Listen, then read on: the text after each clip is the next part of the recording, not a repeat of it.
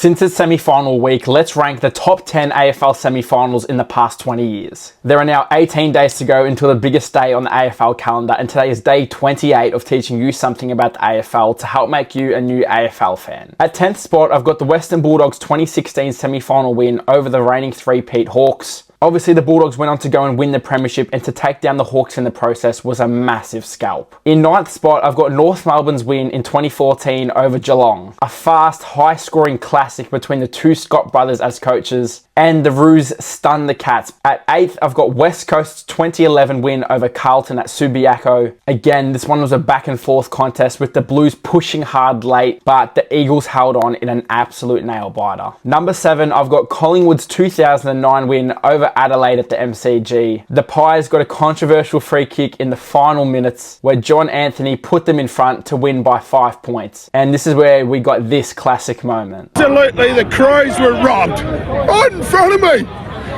Right in front of me. At number 6, we're going back to just last year where Brisbane came from over 40 points behind to beat GWS with some clutch final minute goals by Joe Danaher, where they ultimately went on to win the ultimate prize just a few weeks later. At number 5, we've got the Western Bulldogs in COVID when they beat Brisbane at the Gabba in 2021. An absolute all-timer where Bailey Smith pulled out this celebration when he put the Bulldogs up with just a couple minutes to go, and they held on to win by just 1 point. At number 4, we're again going back to last year, a classic between Port Adelaide and Hawthorn, where Port got up by just 3 points in an absolute fiery contest. Obviously, we had the whole Ginnivan saga before the game where the Port fans were giving it to him, and post-game we had Ken doing the famous aeroplane to send him back to Melbourne. In 3rd, I've got Collingwood's famous win over West Coast in 2007. This game went to extra time, which is something we rarely see in AFL finals, but it makes it all the more dramatic. And Dane Swan put the dagger in the Eagles as the Pies went through to the prelim against the Cats. Now, the top 2 was a pretty tough choice for me, but in 2nd spot, I've got Carlton's 2023 semi-final win over Melbourne. Who can forget Blake Acres' famous final minute goal to put the Blues into their first prelim in 23 years in front of 96,000